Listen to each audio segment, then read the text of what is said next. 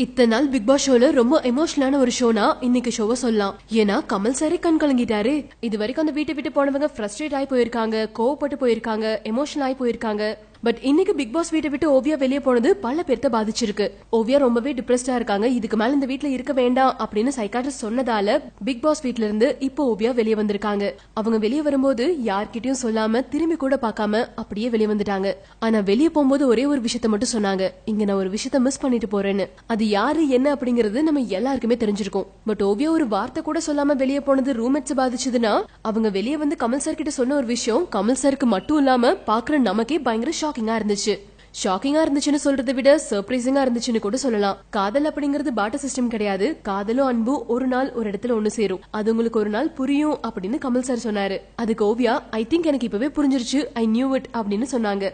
எந்த ஒரு எதிர்பார்ப்பும் இல்லாம தமிழ்நாட்டு மக்கள் என் மேல காமிச்ச அன்புக்கு நான் கடமைப்பட்டிருக்கேன். ஐ மோர் ரெஸ்பான்சிபிள். கண்டிப்பா இதுக்கு நான் திருப்பி ஏதாவது பண்ணுவேன் அப்படின்னு ஓவியா சொல்லிருக்காங்க.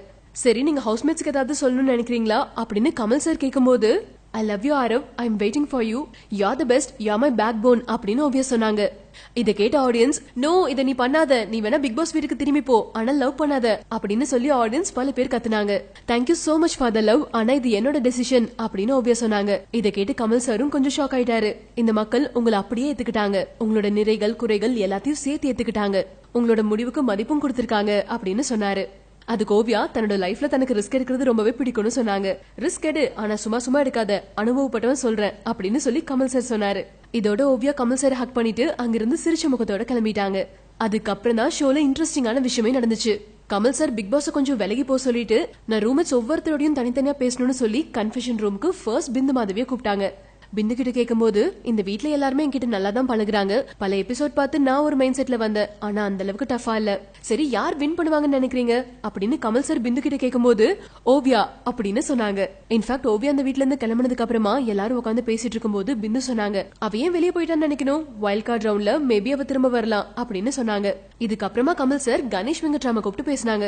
இவர் எந்த விஷயத்திலயுமே ஆத்துல ஒரு கால் சேத்துல ஒரு கால்னு பட்டுப்படாம இருக்காருல்ல, அத பத்தி கமல் சார் செமையா கேட்டாரு. இன்ஹியூமன் அப்படிங்கிற ஒரு வார்த்தை யூஸ் பண்ணீங்கல்ல, அதே மாதிரி இன்ஹியூமனா தான் பரணி விஷயத்துல நடந்துகிட்டீங்க அப்படின்னு உங்களுக்கு தோணலையா அப்படின்னு கேட்டாரு. என்ன பதில் சொல்றதுன்னே தெரியாம கணேஷ் வெங்கட்ராம் அப்படி இப்படின்னு பயங்கரமா மழுப்பினாரு. அடுத்ததா ரைசாவை கூப்பிட்டாங்க. ஓவியா பிக் பாஸ் வீட்டை விட்டு வெளியே போனதுல ரொம்பவே அப்செட் ஆனது ரைசா தான். பயங்கரமா தேம்பி அழுதுட்டு இருந்தாங்க. இன்ஃபேக்ட் ஓவியா கிட்ட அவங்க ஹார்ஷா பிஹேவ் பண்ணது, அவங்க பேசினதை நினைச்சு ரொம்ப கில்ட்டியாவும் ஃபீல் பண்ணாங்க. சோ பரணி ஐசோலேட் பண்ண மாதிரி ஓவியாவையும் ஐசோலேட் பண்ணதா ஃபீல் பண்றீங்களா அப்படின்னு கேட்டதுக்கு எஸ்னு சொன்னாங்க. சரி, இந்த வீட்ல யாராவது நாட்டாம பண்ற மாதிரி டாமினேட் பண்ற மாதிரி தோணுதா அப்படின்னு கமல் சார் கேட்டதுக்கு, டாமினேட்னு சொல்ல முடியாது, மேபி சக்தியும் காயத்ரியும் ரொம்ப இன்ஃபுளுன்ஸ் பண்றாங்க அப்படின்னு ரைசா சொன்ன உடனே பாத்துட்டு இருக்க ஆடியன்ஸ் எல்லாம் பயங்கரமா கத்த ஆரம்பிச்சிட்டாங்க. இன்னும் நிறைய விஷயங்கள் நான் ஹவுஸ்மேட்ஸ் கிட்ட பேசணும், முக்கியமா இந்த வாரம் எவிக்ஷனும் இருக்கு அப்படிங்கறத கமல் சார் கிளியரா சொல்லிருக்காரு. பட் சாட்டர்டே ஷோவோட சண்டே ஷோ இன்னும் காரசாரமா இருக்குங்கிறது ப்ரோமோலயே தெளிவா தெரியுது. ஓவியா பிக் பாஸ் வீட்டை விட்டு வெளியே போனதுல இருந்தே பயங்கரமா தேம்பி அழுது பயங்கரமா ஃபீல் பண்ணிட்டு இருக்கிற ஸ்நேகன் கமல் சார் கிட்ட பேசும்போது என்ன சொன்னாரு தெரியுமா, இது மட்டும் எனக்கு முன்னாடியே தெரிஞ்சிருந்தா என்ன ஆனாலும் பரவாயில்லன்னு சொல்லி ஓவியா பக்கம் தான் நின்றுப்பேன். அவ எப்பவுமே உண்மையாதான் இருந்திருக்கா, எதுக்குமே போய் சொன்னதில்ல. அன்புக்காக ஏங்கின ஒரு பொண்ணு பள்ளிய வாங்கிட்டு வெளியே போறத நினைக்கும் போது அப்படின்னு சொல்லி ஸ்நேகன் பயங்கரமா அழுக ஆரம்பிச்சிட்டாரு. ஸ்நேகன் சொல்ல கமல் சாரும் பயங்கர எமோஷனல் ஆகி கண் கலங்கிட்டாரு. அதை பார்க்கும்போது நம்மளுக்கே கண்ணெல்லாம் கலங்கிருச்சு.